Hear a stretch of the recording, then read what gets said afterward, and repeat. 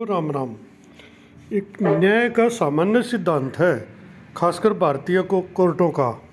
अगर supreme court किसी case पर डिसीजन दे दे तो lower court, single double bench या कोई भी हाई कोर्ट उस पर सुनवाई नहीं कर सकती, क्योंकि वो एक कानून बन गया इनके लिए। अच्छा, डबल बेंच कोई फैसला दे दे तो उस पर सिंगल जज, सिंगल बेंच कोई भी दूसरा केस उस पर नहीं सुन सकती, यानी उनको वो मानना पड़ेगा। डबल बेंच का फैसला सुप्रीम कोर्ट सुन सके, सिंगल बेंच नहीं सुन सकती। लेकिन पीजीटी संस्कृत एक ऐसा केस है जिसमें एक सिंगल जज के, एक सिंगल बेंच के फैसले ने इन कैंडिडेट के 4 साल से ऊपर का समय छीन लिया। किस घुटन, किस तकलीफ के साथ ये जिए होंगे। सिलेक्शन के बाद भी ये बाहर बैठे रहे सिर्फ एक गलत फैसले की वजह से। मैं ये नहीं कहता केस करने वाले गलत, देखो उनके अपने तर्क हैं, लेकिन ये मैटर उसी टाइम डिसाइड हो जाना चाहिए था। 2 महीने 4 महीने में हो जाता, लेकिन वो एक गलत निर्णय बहुत दूर तक नुकसान कर गया। अब संध्या वालिया जी देखो, एक बड़ा नाम है और मैंने इनके जितने फैसले पढ़े ना, बिल्कुल स्पष्ट राय देते हैं, हर बात पर हर सवाल का जवाब देते हैं। इसी प्रकार इस पीजीटी संस्कृत के फैसले में इन्होंने 5 सवाल उठाए। In our considered opinion the following question would arise for consideration. इन्होंने कहा कि 5 सवाल जो है ना कंसिडर किए जाने चाहिए, यानी इनका जवाब दिया जाना चाहिए। ये गलती हुई है, ये 5 सवाल बता दिया कि इनका क्या होना चाहिए था, क्या किया गया है। अब आज की वीडियो में बात करेंगे पहले 2 सवालों की। थोड़ी वीडियो लंबी हो सके, लेकिन बने रहियो, जानकारी की बात है। That whether the notification dated 23/6/2017 whereby the rules were amended by substituting the same and having been held to be prospective by the division bench for the same advertisement। इन्होंने कहा कि जो 23 से 2017 को रूल बदले, 2012 के रूल में amendment किया, डिवीजन बेंच ने वो प्रोस्पेक्टिव घोषित कर दिए थे, यानी कि 23 से 2017 से लागू होंगे, बैक डेट से लागू नहीं होंगे, मतलब 2012 से लागू हुए नहीं होंगे। बाय द डिवीजन बेंच का फैसला था और इसी एडवर्टाइजमेंट के लिए था पीजीटी संस्कृत की। द लर्नड सिंगल जज could hold to contrary and proceed to decide the writ petitions once the select list had already been issued without impleading all the selected candidate. तो इन्होंने कहा कि जो सिंगल जज है, क्या वो इसके अगेंस्ट प्रोसीड कर सकता है, मतलब केस ले सकता है, रिट पिटीशन को स्वीकार कर सकता है। और उस स्वीकार करने का बात एक और, अगर जो सिलेक्टेड कैंडिडेट है उनको पार्टी भी नहीं बनाया, कम से कम उनको नोटिस इशू करते तो वो अपनी बात रखते। ये संध्या वालिया जी ने पहला सवाल कहा है।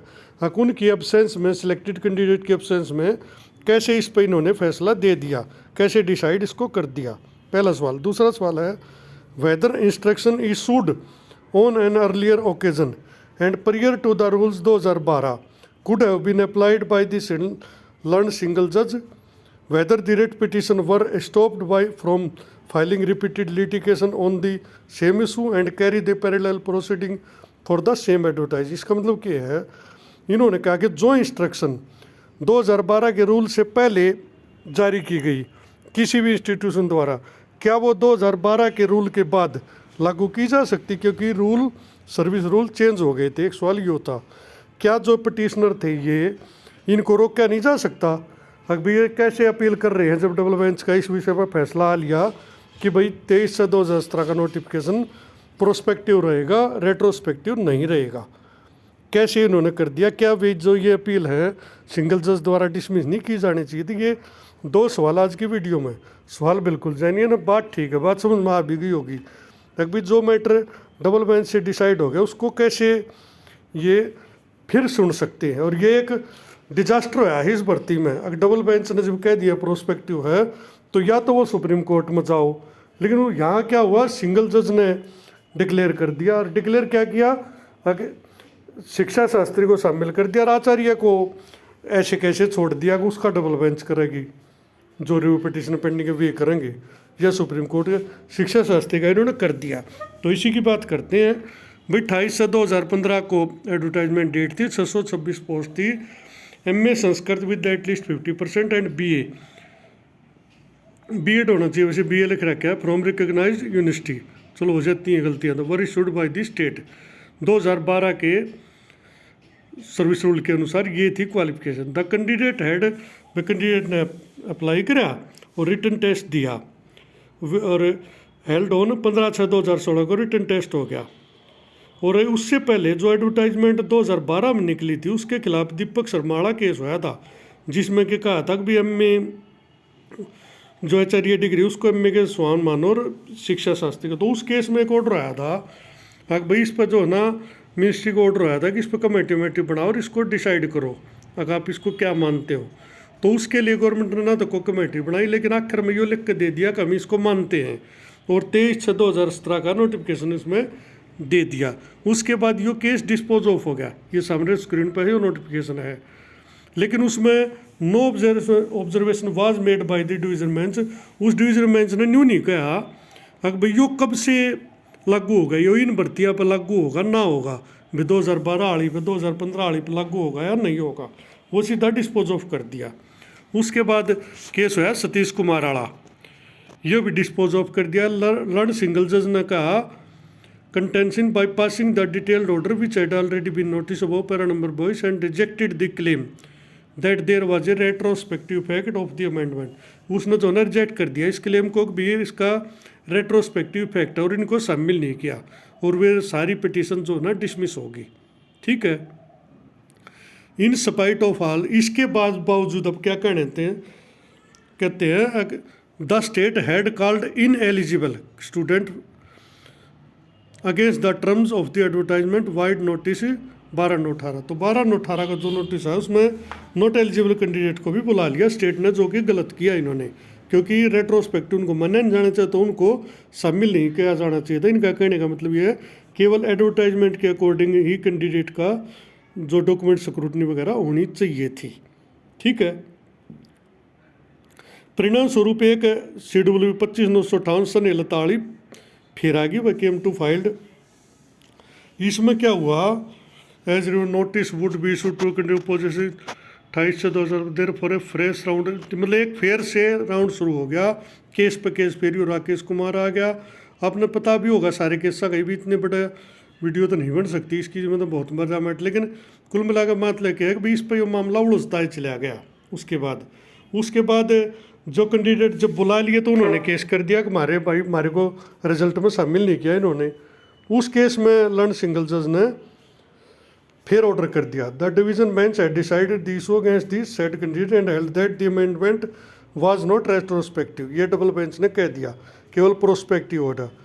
The state government had considered the said fact and protected the interest of the candidate to the extent that those who applied, यानी इसमें कहा था भाई जिन्होंने इसमें अप्लाई किया उनको मौका दिया जाए, अगर 2 महीने के अंदर नई भर्ती निकाल के इन सबको मौका, ऐसा कुछ आया था वो डिसीजन, अब लोग पढ़ लेना। 19/12/2018 का नोटिस भी आया था और जो SLP उसके खिलाफ लगाई वो 11/2/19 को सुनीता रानी के नाम थी, वो भी विड्रा कर ली गई, stood withdrawn. Therefore the issue was again sought to be agitated by way of review application. फिर इस फैसले में फिर रिव्यू एप्लीकेशन लगाई राजीव आत्माराम ने, लेकिन वो भी जो है ना रिजेक्ट कर दी गई। और अब उस केस में ये कहा कि हमने तो अलग से नए आर्गूमेंट नए तथ्य, लेकिन था कुछ नहीं। कुल मिलाकर बात ये कही है इन्होंने आगे, काफ़ी बड़ा मैटर है। अब इन्होंने कहा रादर दिस लर्न सिंगल जज being aware that the matter was pending before the division bench had also at the point of time adjourn the decision. यानी जब इन्होंने डिसीजन दिया, क्या लर्न सिंगल जज को ये पता था कि भी यो मैटर जो है ना डबल बेंच में ऑलरेडी पेंडिंग है, और उन्होंने डिसीजन, तो कुल मिलाकर सारे पॉइंट इन्होंने लर्न सिंगल जज के फैसले के खिलाफ कहे हैं। और यही बातें कही है कि भाई कोई भी चीज़ पीछे से कुकर लागू कर दी जो सरकार नहीं कहती और कुछ नहीं कहती, डिवीज़न बेंच ने फैसला दे दिया। तो इन्होंने क्या इसमें फिर ये सारे उदाहरण दिए ही इन्होंने, जो GL बत्रा का केस दिया है कि भाई सुप्रीम कोर्ट ने ये कहा है, हाई कोर्ट ने कहा कि भाई छोटी कोर्ट जो है ना कैसे सुनवाई कर सका है। इन्होंने बहुत सारे उदाहरण दिए हैं इसी विषय पर, भैया आपने ये सुन कैसे लिया। कुल मिलाकर सिंगल जज के ऊपर काफ़ी सख्त फैसला दिया है और सख्त फैसला उस पर आना भी चाहिए था, क्योंकि उनके एक फैसले के कारण ये 4 साल दूर रह गए ज्वाइनिंग। तो भाई ये जितने भी केस स्क्रीन पर आ रहे हैं ये सारे इसमें लिखे गए हैं। हाँ भाई इन्होंने ये गलती की है, इतने केस में जब फैसला हो लिया तो इनको कैसे आप जो है ना दोबारा से इसमें ले रहे हो।